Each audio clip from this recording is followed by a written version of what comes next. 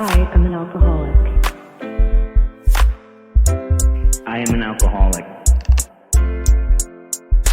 I am an alcoholic. I am an alcoholic.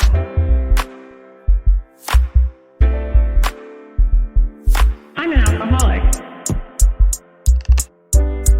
Hi, I'm Ricky, and I am an alcoholic.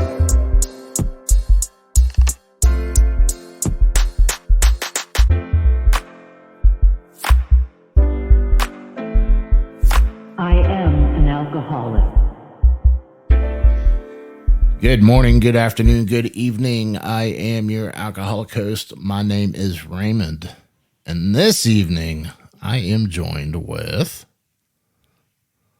Hi, my name's Lucy. I am a recovering alcoholic and drug addict. Oh, Lucy, welcome.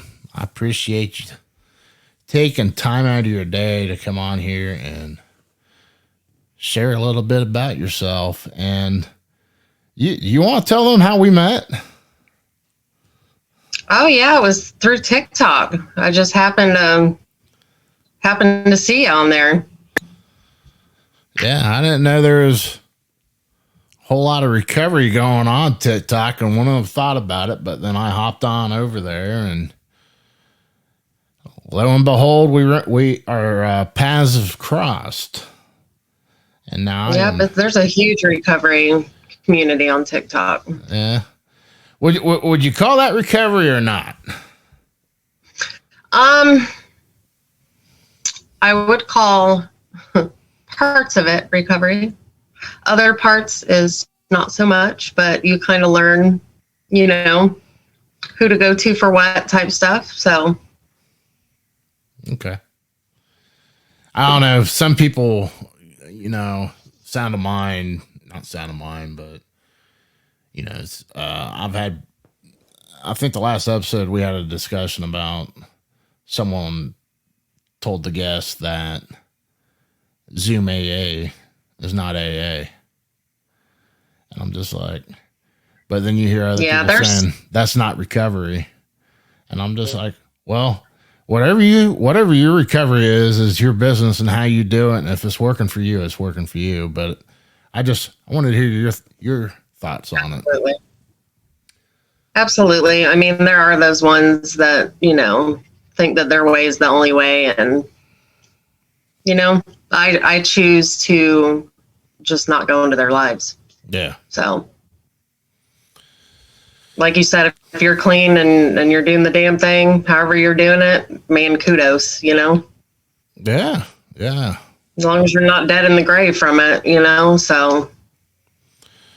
Yeah, and that's why I try to impress upon this message and just meet as many people, because some may be in like traditional formatted programs, and there's so many different programs out there, but everyone carves their own little bits of their personality and how they do it too. And so what's do you count days, hours, minutes, heartbeats, breaths? It's funny because when I was early into recovery, yes, I was like literally counting the days, and then when I got like a year into it, of course, that was like a big deal. And then after that, it was just kind of, I kind of forgot like that I was in recovery, like this is how I live now. So I didn't really think about it until like, it was like a year and a half and 2 years. So that's kind of just how I do it. Something I'll look at the calendar or something like, oh shit, So you have 2 years? I have 3 years. 3 years. January 23rd, 2020. So 3 years and whatever it is. Oh, that's amazing. That's awesome. Well, that's awesome. Thank you. That's monumental. I don't know. I just go with it. I think I'm at 513 days coming up on my 2 years, November 29th, 21. That was my D-Day. So actually, I was actually in recovery for 4 years prior, and then I relapsed. I say recovery like that because I was not working a program. I was pretty much just a dry drunk for 4 years. And I put on this mask of like, oh, everything's great because I'm not using, and really deep down, it was killing me. It was killing me. I was white knuckling it the whole time, And when I relapsed after the 4 years, it was like 4 years and a month or whatever it was. And I stayed out for over a year and then actually put myself through an intensive outpatient rehab. So that's kind of how I did it this time around, because obviously I didn't know what the hell I was doing last time. But you did 4.5 years by yourself. 4 years and like, I don't know, it was like a month or whatever it was. So I had hit my 4-year mark. Yeah. Okay. Man, that had to have been pretty rough. Yeah. I mean, it was my own fault, right? Like I didn't know. I had heard of recovery, but I was so stubborn and thought that I could do it on my own. And I thought I knew what was best for me. And, I just thought I had a drinking problem. I didn't think that, the way I was thinking wasn't right. So yeah, I learned the hard way. I think a lot of us do. I went six. I can't remember. Was it 45? My first 45. I was pretty much dry drunking. Then weaseled my way into the program. But now you see where I'm at and what I'm doing now. So, But yeah, I hear about other people trying the dry drunking, white knuckling, and I'm just like, I'm glad I stuck around. Yeah, that's no way to live a life. I mean, for me personally, it was worse than being in my active addiction. For me, I did not like life at all, not one bit. So you ended up going, you said a treatment program? Yeah, it's like an outpatient rehab type thing, the intensive outpatient. I did that 3 times a week, and then I put myself in counseling, and so it saved my life. It really did. Now, with that type of program, is it like step work, or is it? So the place that I went to had step work, but it was not AA-based step work. It was their own type of program that they had organized. And of course, they pushed us to go to AA, that they were always suggesting that. So it was cool, though. I mean, we did they even did like artwork and stuff like that to put how we were feeling on art, So it was cool to experience that, and I learned how to think differently from that program. So did you have I don't know. I don't know what type of this is first time we've ever sat down and talked, so I don't know. Yeah, I'm going in blind here. So was this religious based, or was this like cognitive behavior, or some kind of no, it wasn't religious based. I mean, of course, they talked about the higher power and stuff like that. It was pretty much like the AA program, but they just can't put that label on it, right? Because it's an organization, so they can't put the AA label on it. But it was pretty much based on the same, step work and stuff like that. Okay, yeah, because they did help us find our higher power and stuff like that. But they said, just like in AA meetings, like God is not just one God, it's your God, So they drilled that to us. I had so much trouble trying to figure that out and wrap my head around it, and luckily I found Dude, I had a super, super, super hard time with that. I feel like that held me back for like my first year. It really did. And my higher power for me is connection with other humans and unconditional love, because I feel like to me, that's like the ultimate thing, right? So to me, that is my higher powers, the unconditional love and connection with other humans, going through the same things and maybe not going through the same things, you know, as long as we can connect. Like, that's for me, though. You've been listening to my podcast already? I haven't. No. I haven't. Well, luckily, my sponsor, he's, I always thought he was a guru, and just like, I always felt dumb, like, when I end up following and sharing, talking after him and all that. And I go, wait a minute, that's because he's got 36 years of experience of this. Excuse me. But it's the power of two. And that's what his belief system is, you know, reason and recovery, the power of two. One alcoholic worker than another. And I mean, that's, I think it came out of the third edition of the Big Book. And I just remember first talking to him, I'm just like, how's this going to work if I can't find a higher power, or if I can't prayer, just all this stuff. You know, I came up with all this stuff, and I didn't find this out until after the fact. But anyways, he just goes, look, you know, he gave me like a different definition for like different things, and just like, you need to put it in this perspective. And I'm like, oh, okay. And I just started listening to him and just doing what he told me to do. And that broke down to like a 6-step program where it's basically the 12 steps combined down to 6. And you take all the spirituality and religious aspects out of it. And I'm just like, okay, I can do that. That sounds easy. Well, yeah, it sounds easy, but you still got to do the work. But it was after the fact. You know, I started listening to him talk, and I had him on the show, and I've heard him do speaking stuff online and stuff like that. And he's just like, I didn't have this 36 years ago. You know, anyone's desperate enough, they'll do whatever they need to do to get sober. And I'm just like, I was sitting there, I was just like, am I an asshole?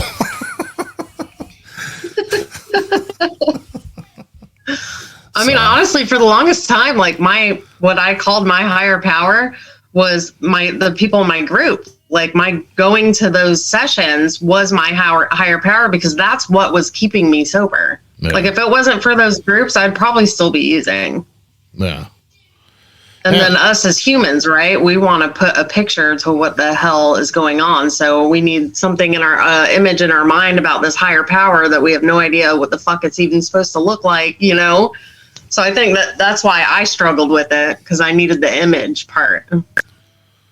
Yeah, it's that's the biggest thing, is visualizing that kind of stuff. So, but no, I get on a whole thing when I hear someone say the connection and just all that stuff, because it's just like, yeah. But it took me, I don't know why it didn't take me like forever, but it's just like, man, now this makes sense, and some of the wording of this stuff makes sense, and now I can look in this big blue book and not cringe when there's something said that I don't agree with, and because that could be someone else's go-to, you know.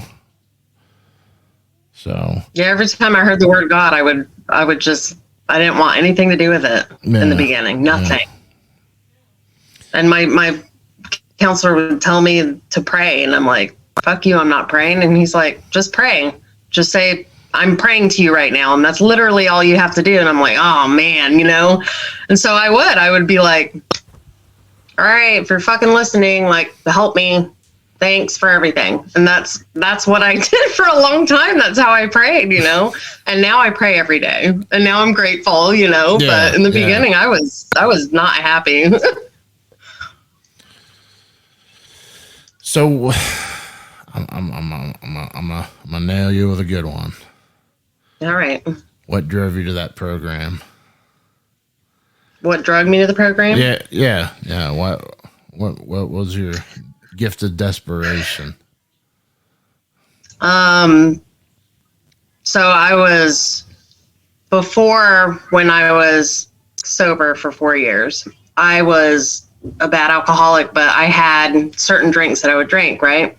So when I relapsed, and I was like, okay, well, now I'm just going to drink this instead, because this isn't what I was drinking before. So it's okay because it's a different substance. And so I would take baths, right? And I would hide myself. I'm telling my family I'm taking a bath. I'm not taking a bath. I'm in there getting fucked up, okay, for hours at a time. And I got really fucked up that one night. And before I knew it, the sun was coming up.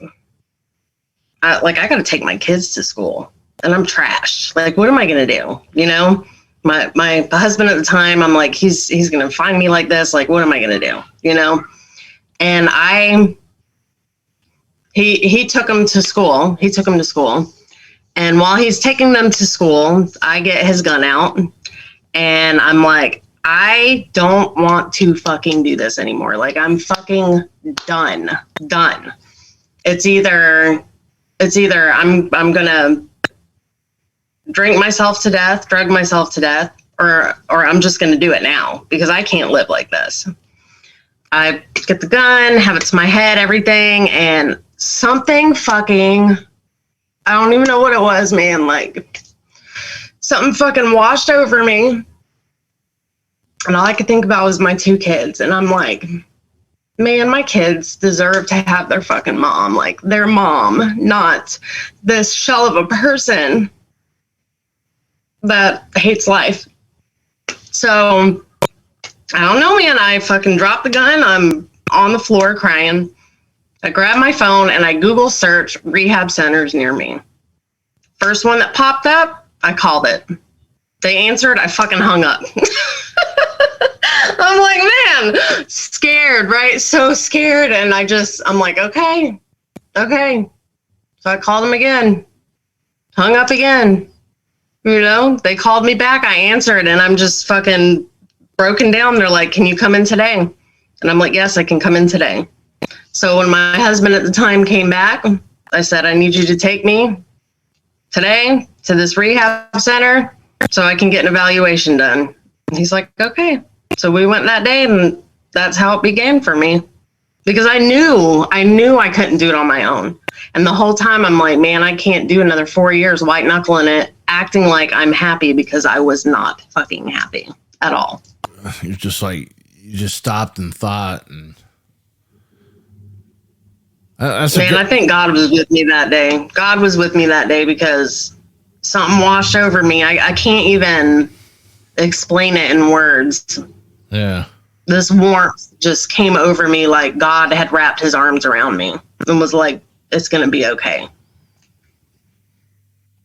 I've never heard it explained like that. That's, you got my brain going and my heart beating, and like my heart's beating too, talking about it again. Yeah. That's we're not supposed to have like dead air on a podcast, but I think you're the first one to ever make me speechless. That was like powerful. You know, I have always had like the suicidal tendencies and stuff, you know, since childhood, and did the cutting and stuff like that when I was a teenager. And so the thought had always been like in the back of my mind. It wasn't just like one day I woke up and I'm like, hey, I just don't want to do this anymore. I had that thought in my head since I was a teenager. So it's just one of those things I had always kind of played with mentally, you know? Yeah. But go ahead. That was the first time that I had ever picked a gun up, you know? I've cut my wrist open before, you know, I've tried to overdose before, but that was the first time I'd ever picked a gun up and actually put it to my head. So is this like, are these thoughts, is this from trauma induced, or are these like chemically induced thoughts? It's a little bit of both. You know, my childhood wasn't horrible. You know, I'm grateful for my parents because they did the absolute best that they could do with what they had, right? So how can they teach me things if they don't know that they don't know? They don't know how to show proper love. That's not their fault, right? That's generations of not knowing how to do it. But when I was in rehab, you know, they did the whole mental check on me, and I found out that I am bipolar. I have borderline personality disorder. I've been in a lot of bad relationships that I put myself in. And so I have PTSD from that stuff, along with a couple of other things. Social anxiety was one of my things. I feel like that's kind of gone away though, you know, and like the bipolar and the borderline personality disorder, they had me on heavy medications for a while for that because I could not stay grounded. I was all over the place all the time. Like I could not focus at all.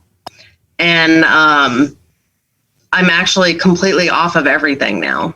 They've tapered me off of everything. And I do counseling and therapy, meditation, things like that. And this is the most balanced I've ever been in my entire life. And I am not on any mind-altering substances except for caffeine. That's it. Yeah, we'd have a problem. You take the caffeine away from me. Yeah, no, it's not going to be pretty. I have to have my coffee.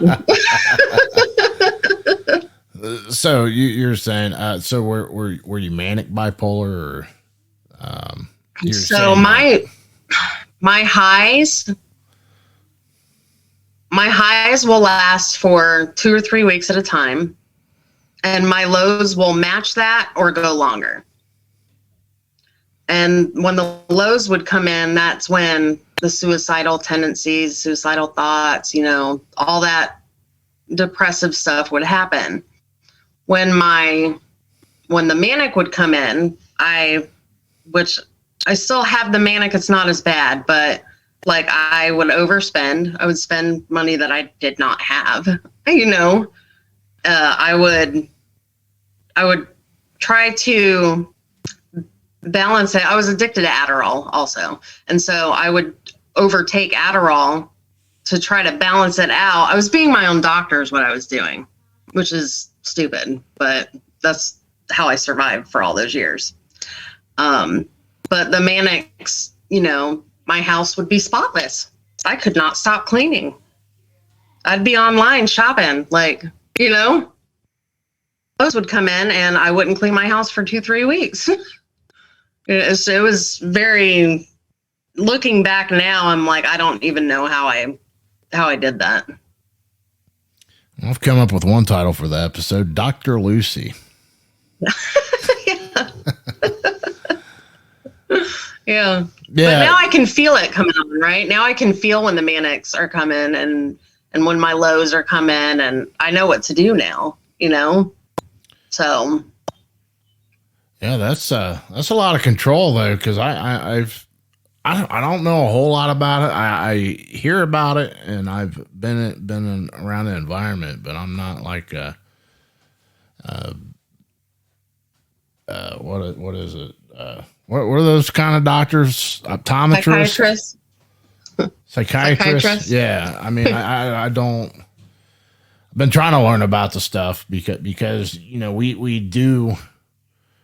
What is it called? Like dual diagnosis, people in recovery and stuff like that. I've been trying to learn about that stuff, and it's very interesting how our brains work. You know.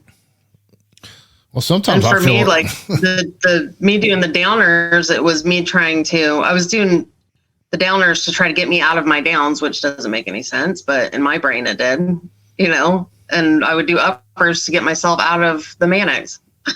Like, what? Well, isn't that how they like treat like ADD, ADHD? They give them an upper. Yeah, I know everyone's different, but that's what I've heard. Yes. Yeah. Yeah. Well, I mean, we're sitting here questioning that, but we drink alcohol some people drink it to feel better, and it's a depressant. So. Mm-hmm. Yeah. Yeah. So, I don't think any logical thinking goes into any of this. Yeah. We just do it because we look for some type of relief. Trying to survive. Or Yeah. trying to survive. Let's see here. Man, this is all over the place. We were talking about mental health. So, yeah, you were saying you're taking no medication for that now. And, And, and my doctor told me that a lot of, I kind of got to be careful how I say it, but some of it was environmental, is what she was saying. okay. And I'm not in that environment that I was in when that stuff was so bad for me. I took myself out of that environment, and I've been out of that environment for 13 months now. And in the last 5 months is when they tapered me off of my medication. So, I mean, that doesn't mean that I'm cured of bipolar. No, absolutely not. But the stuff that was contributing to me being triggered are not there anymore. So, okay. So that's going to lead me to, are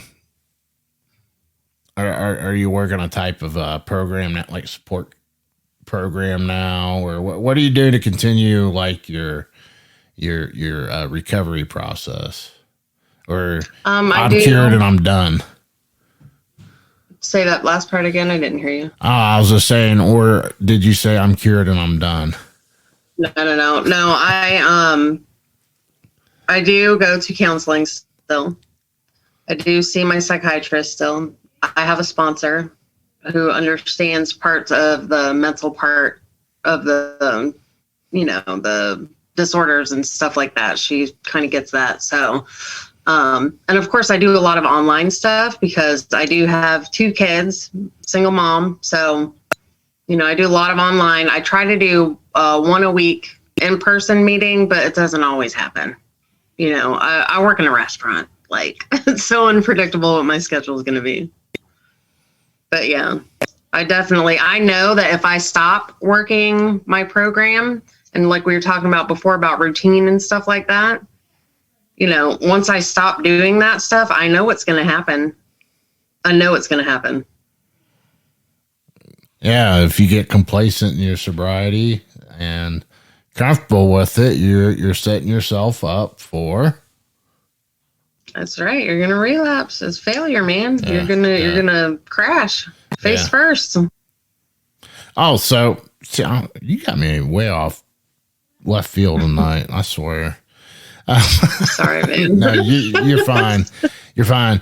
No, but hey, you got 2 meetings in tonight. You got to come in and see how I do meetings, and I'm glad you came to that. That was cool.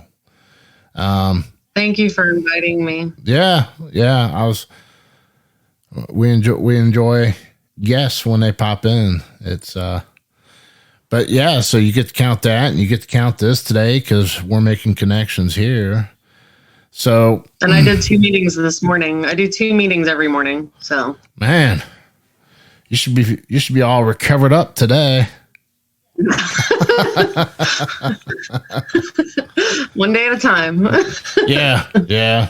Sometimes we need more. Some people do need more than one a day, and I know when I get complacent and like, I don't need it. And it's probably times I should probably be going, and I should probably call someone. And the days I don't listen to my own advice, I get frustrated, irritated, and all that good stuff. I'm guilty of that too. Yeah, I'm guilty of that too. That phone gets heavy sometimes, Yeah. Especially when everyone's saying like how great you're doing, right? That's my big thing. Like everyone's like, "Oh, you're doing so great. I'm so proud of you." And and then I'm like, "Well, fuck. What if I'm not doing great? Like, am I not supposed to tell these people I'm not doing great? Yeah. I don't know. Some people I will. I don't know. It's I'm not in the same social circles I was like That's been a good while for that anyways, but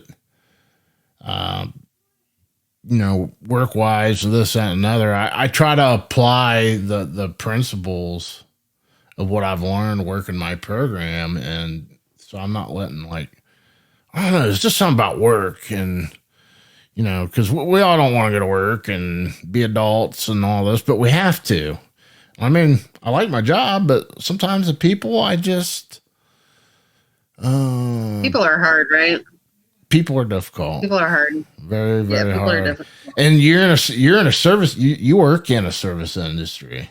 Yeah, I'm a chef, so I'm not really having to deal with the people, but I have to deal with my coworkers, right? Which is hard because you're with them every freaking day. Yeah. Yeah.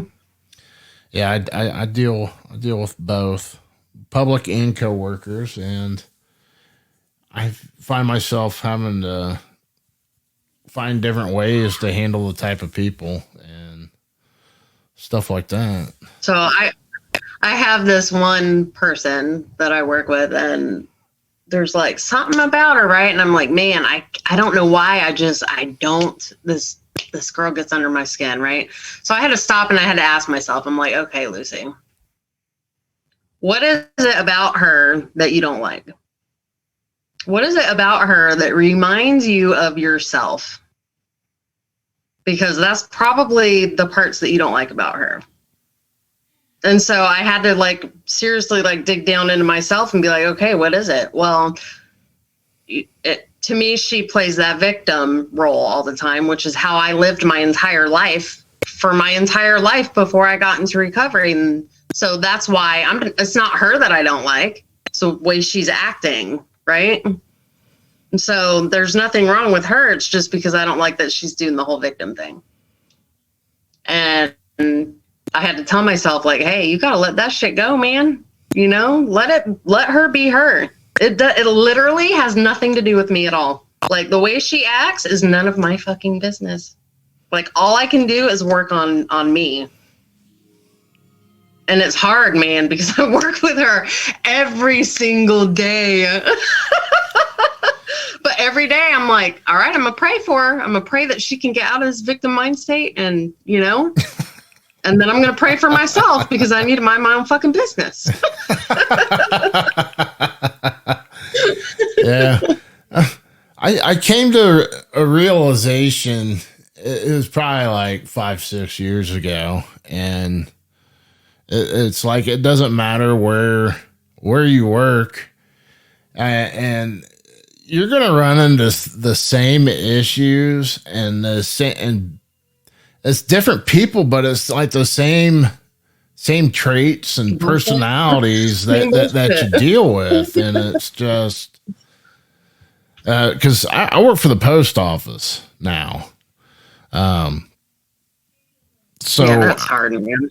Well, I was a cop for 18 years before that. So that's even harder. Yeah. Yeah. So I was like, oh, this is going to be a cakewalk. I'm not getting spit on and shot at and people trying to stab me and all this. And it's I'm going in and just trying to. People are mad in the post office, boy. Yeah.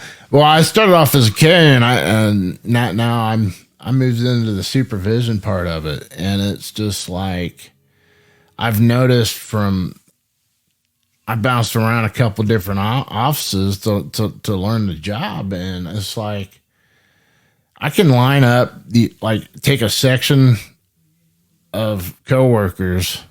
I don't like to call them my employees. I don't call, I try to just look at them as my coworkers and treat them like a human because, you hear stories of, how they're treated and all that. And I try to treat them the way I want to be treated. So, anyways, I can just take part of an office, line it up with another office and line all these people up and kind of combine these people together to match. And it's just well, this is Jim in this office, but it's Jerry in this other office, but they act exactly the same. Same, like, it's crazy. Then you got Mary and Susan, and they both complain about everything, but they're in this office and this one's over here. Then it's like, Yeah, man. It's hard getting along with people, right? Like people, it's hard to have relationships with people regardless. You know, like even with myself, it's hard for me to have a relationship with myself. Like, you know, it's like, it's just hard. But it's, to me, it's one of them things you just got to let people be what they're going to be. You know, we can't control that shit anyway, but it's so hard. and half the time, those people don't even realize how bad they are. You know, like Susan's over there complaining all the time. She probably doesn't even know she does it because she does it so much. Exactly. Exactly. That's the thing. And that's why I was just laughing. You're talking about your coworker. And it's just like, no matter where you go, you run into this shit. And then it's us that we just got to let them be them. And it's just like, why? Well, because if we don't, then that's where we start falling apart. And that's right. Because we can't control and our people. higher power is connection and mine is unconditional love. It's like, who am I to put conditions on it? You know, like, ooh. Yeah. Ooh. But then you look at stressors. You like the stressors of like our job and an environment. Okay, I can remove myself from this and go take another job somewhere else, but then this other job or this other location is going to introduce you to a whole new set of stressors and triggers. That's life on life term right there. Yeah. And it's just like, because you run into people and they complain about the same shit. And it's just like, then you go on down the road and they're doing the same thing as what I'm getting at. And that's what I always say. Everyone should work some type of program, and but that's not my choice. I recover out loud, man. You know, I recover out loud for that reason, because a lot of people don't even know, you know? Yeah.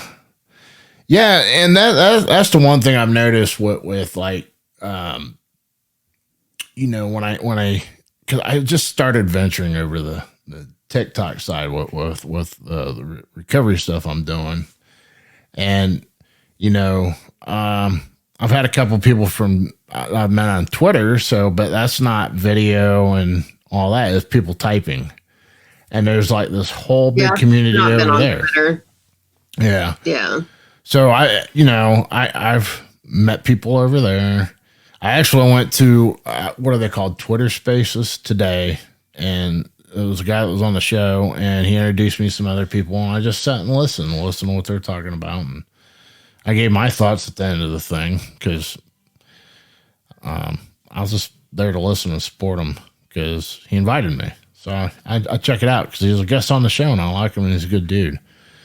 So we've got that's all like quiet. It's all text. It's like text support. And I'm like, okay.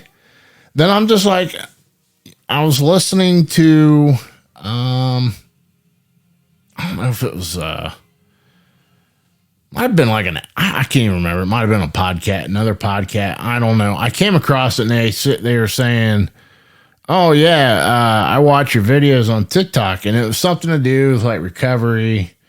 And I'm like, okay, I'll go check that out. I hate TikTok because originally when I did it, I was just doing dumb shit, just try to get attention. And I was using it irresponsibly. And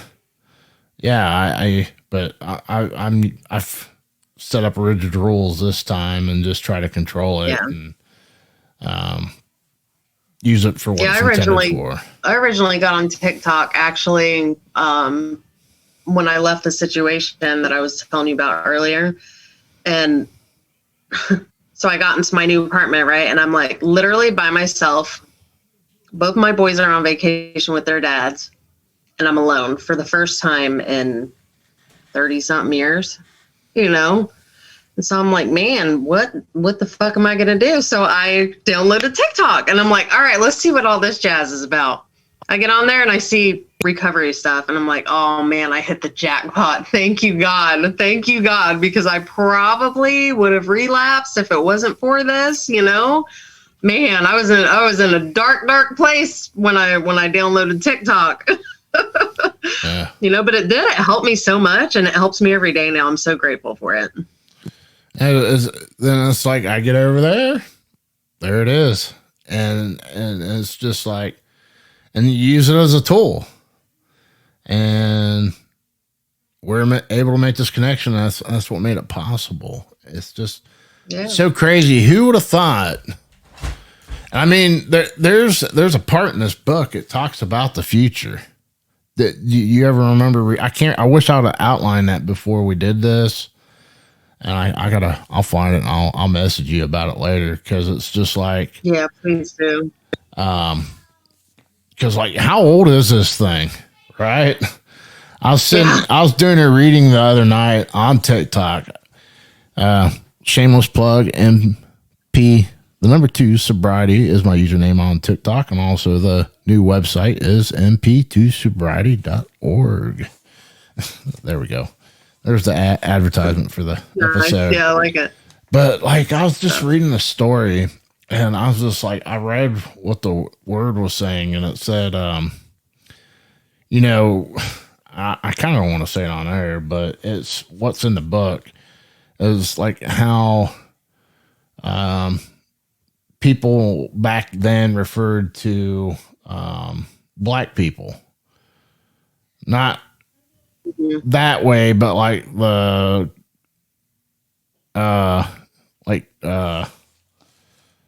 you know what I'm getting at. Yeah. There's nothing wrong with saying it. It was in the big book, but he was referring to himself as a Negro. I'll just say it. What are they going to do? Cancel me? And but I read it and I was like, oh, is that okay? I said that like on here, and I mean, nothing happened or anything like that, but I was just like reading a story and it's just like, yeah, you're just reading.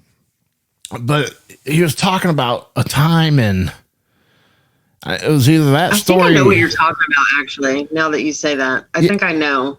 But there's a story. I think I've read it. Yeah. But I think it was that story, maybe, and it was saying like 1924, and I'm like, well, holy shit! Next year will be 2024. This stuff's talking about experiences 100 years ago, and I'm just like, can you imagine how hard it was back then? Like, it's hard now, and we have resources at our freaking fingertips. Like, yeah. I can't imagine how hard it was back then. Yeah. Well, I mean, one of the other stories, he's talking about catching buses and streetcars and all this just to go help someone. Like, yeah, I'm just like, now we can just touch a digital device and boom. It's like, oh. Yeah, we're pretty lucky. Yeah. So, and I kind of quit going to in-person meetings because it kind of put I had a bad experience one time, but after I got my year chip, I went to one, and I'm like, my name's Raymond, I'm an alcoholic and I'm agnostic and I'm 1 year sober and whatever. And I got my chip and sat and listened, and another dude goes, yeah, I'm having some problems with what the wording in the book is. And I gave my number. So, well, I can help you. Never called me, but it was just like, hey, look, I made it a year and I'm sober. So there's other people out there. And, yeah, you know, but that was my whole intent, to go to a meeting. Like, and the screwed up thing was I used technology to see where the meeting was, and the address was wrong. I ended up finding the meeting. I walk into the meeting 15 minutes late, and I'm just like, this is supposed to be a good day. This is stupid. Yeah, I've had a couple bad experiences with the meetings too, and it kind of deterred me a little bit. But for me, I have to remind myself that nothing is perfect in this world, and I just don't have to go back to that meeting again, right? Just find a different one. So that's what I did. Yeah, that's the thing, and I talked about this in the last episode too. Have you? It's like AA meetings are different in different areas of the country too, and I'm just like, yeah, I did hear you. Yeah, I think I listened to that one. Yeah, I'm just like, yeah, because some of the AA meetings, they don't want NA people in there, and some. I've never experienced it. I've never seen that, but I have heard stories about it before. So, yeah, there's well, it's not just that. There's other mixtures of other things and quirks and everything else, and just some of the other horror stories I've heard, and I'm just like, whatever. Yeah. I mean, it's what you make of it. It's what you make your program into, but. As someone new coming into the room, it's just like we need people like us who's sharing a story and stuff like that. Oh, that's what I was getting to, was the point of the social media thing and recovering out loud, and that's what this was leading up to. And we went around the corner and went off on another tangent. But you brought up recovering out loud, and I'm just like, okay, so maybe that's a TikTok thing. And I started seeing it like on YouTube and all that. So what does that mean to you?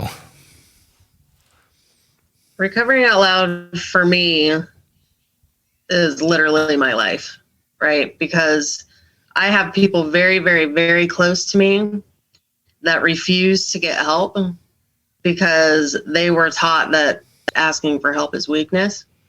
And so that is why I recover out loud. I live literally every single day based around that, because I want people to see that it is possible, and it's not weak to be vulnerable, and it's not weak that I went and got help, and that I get help every single day from my recovery family. And that's why I do it, and it spreads awareness also, Yeah. And I'm even open with my kids about it. I have a 13-year-old, and obviously the 4-year-old doesn't understand, but my 13-year-old went through it with me.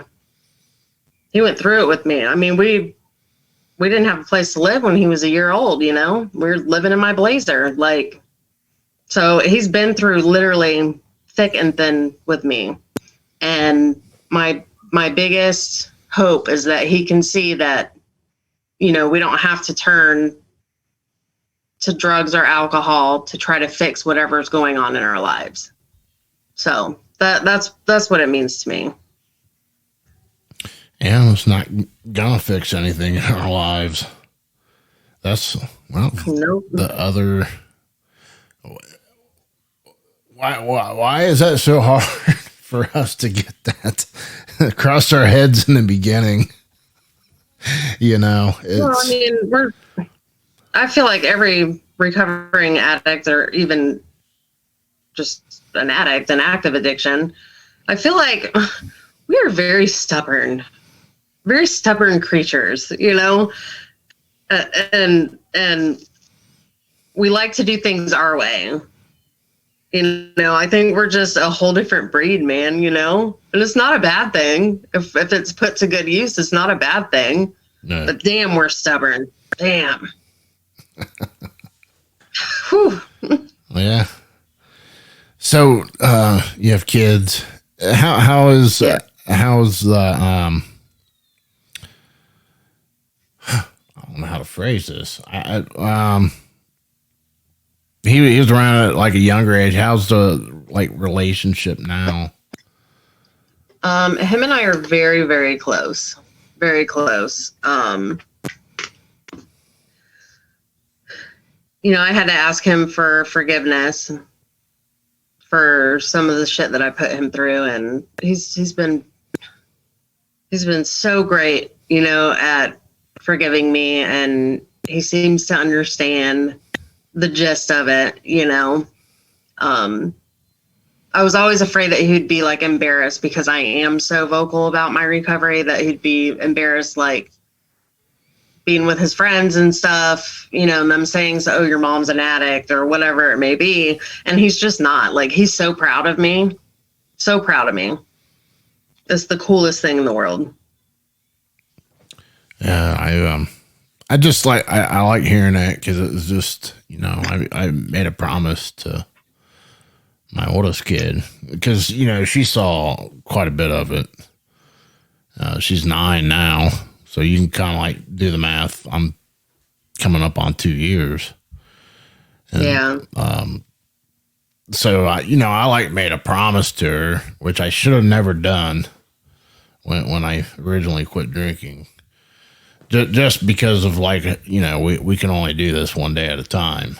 And I was just going around saying things to other just people just so I'd get my way at the beginning. And, you know, I didn't go back and undo it or anything like that. But it was just like, she knows I'm working on myself now.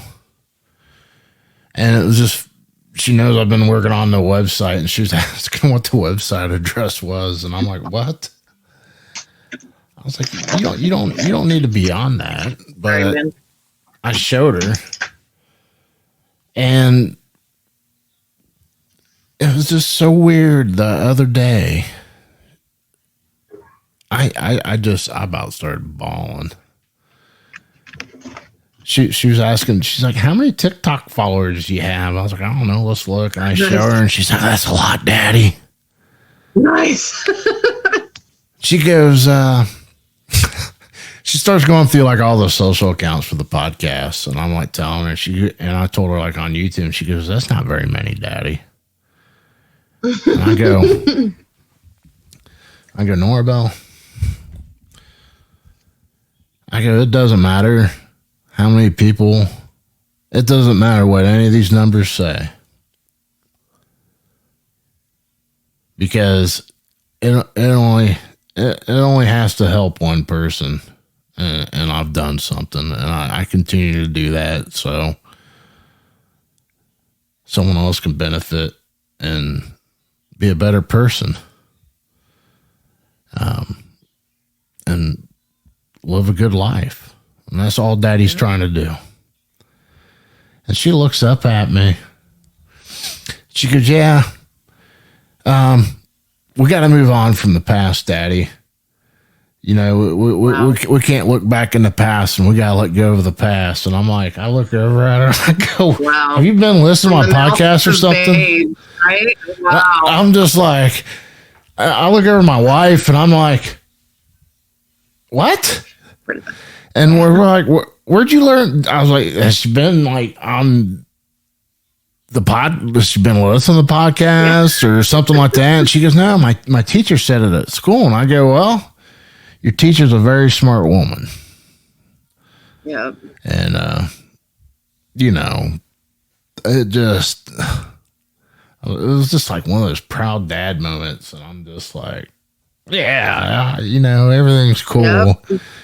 Because I, you know, it's like you heard me talk earlier about the way I feel because of something they said or the way they react. And I'm just like, they're making me feel that way. No, because I've learned a lot of things that they do to me to torment me because they've seen me do it to torment other people.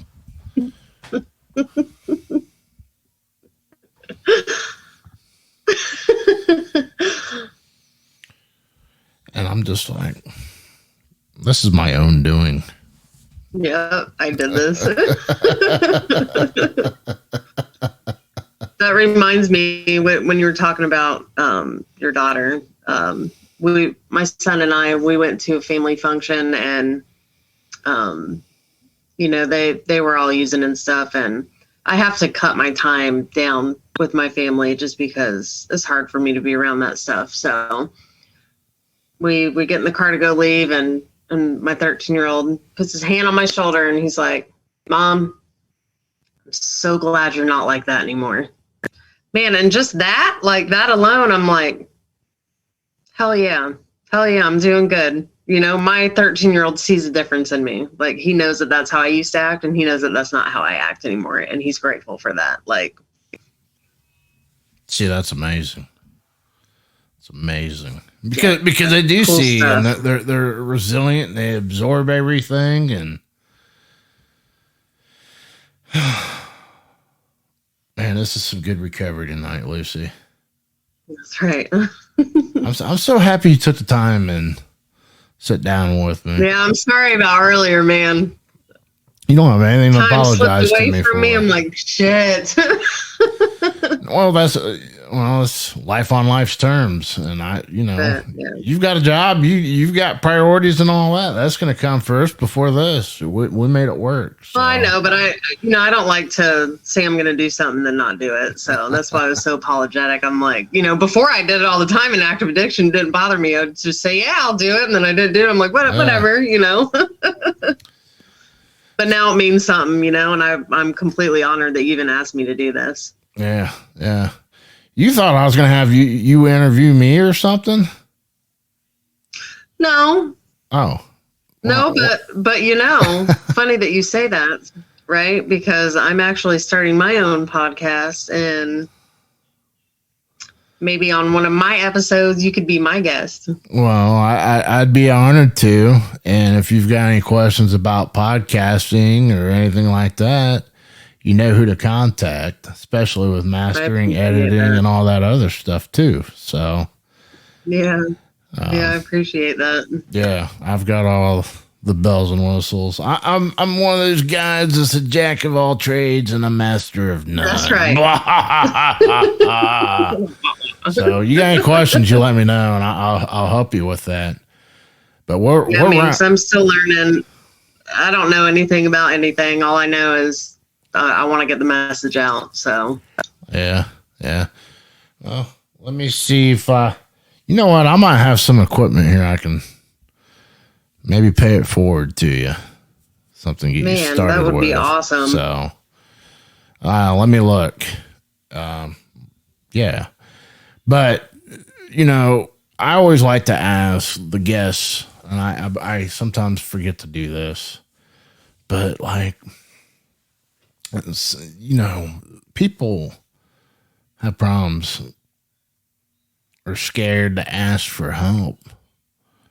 Mm-hmm. But what if one of those people were listening right now?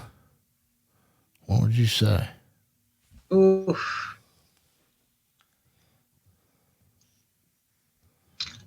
I would say that no matter how horrible your life is right now, it can always get better through recovery. And there's a lot of people in this community that would love to help you. All you got to do is ask. That's it. Very good. Thank you for coming on the show. Thank you. I appreciate it. I appreciate you and you being a part of my recovery now. Yeah, same to you, man.